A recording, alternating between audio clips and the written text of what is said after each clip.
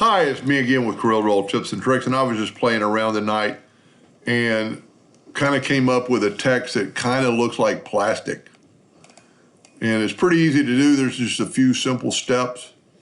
I'm not going to do as big a word as I did on that, so I'm going to make this thing, and I'm going to hit P, put it in the center of the page, and I am going to left click, right click. And I'm going to start drawing these interior items. So all I did was take an ellipse, Control D to make a duplicate, hold down the Shift key and make it another ellipse, and then fill that ellipse with a color. And I'm going to use red again. That way it kind of sealed it up. Now I'm going to take another ellipse, a little bit smaller, and I'm just going to fill it in with a gray and have no outline. Now I am going to delete this. And I am going to put these two to the center of the page, just going to get it on our workspace so we can see how big this thing is. And that might not be a bad look right there if we do them individually. Let's go to Effects and Bevel, and let's just bevel that. And then let's take the red and bevel it. And what we got are beveled effects. So we're going to Control D and duplicate that guy. And maybe we'll go at a little stagger since we have them both together. And just kind of make them in sporadic. And then you can Control D a bunch. If you ever hit Control D and something didn't move, you don't really ever want two copies. So I just made a bunch of them. I'm just going to make these kind of like sporadically through here. And might be better to group these together, Control G together, just so I won't mess anything up. And then just hit the plus key in your keyboard and just kind of go like that. And you could maybe mirror them.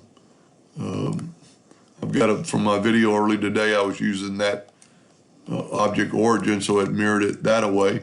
And then hit the plus key and just move them over. You want it a little bit bigger than your text, so we're gonna go and make it a little bit further. And then just hit the plus key on your keyboard. All you're trying to do is get it about as big as your text is. And then we could maybe mirror these so they won't look the same. We could actually maybe rotate it to get those off there, because we kind of want it to look. Now I've got way too many, but I'm going to go ahead and just finish it off with a bunch of them. So now we're at least bigger than the text. Now you need to take and group this together. Control G. Now I don't really like using Power Clip, but this is about the only way it'll work. Go to Object, Power Clip, Place Inside Frame, and there you have that text inside there. Now what I should have done first, before I did that, was set my nudge factor on something pretty big. It's at 11 inches. That thing's only 9. Let's move that out of the way. So I'm just going to make a duplicate of my text and move it up because I'm going to need it later. Now I'm going to grab this again, go to Object,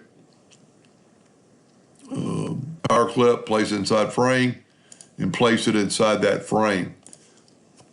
Now what I can do with this one, I can make a plus sign and do it like that. I can fill it in with yellow. I can take away the outline.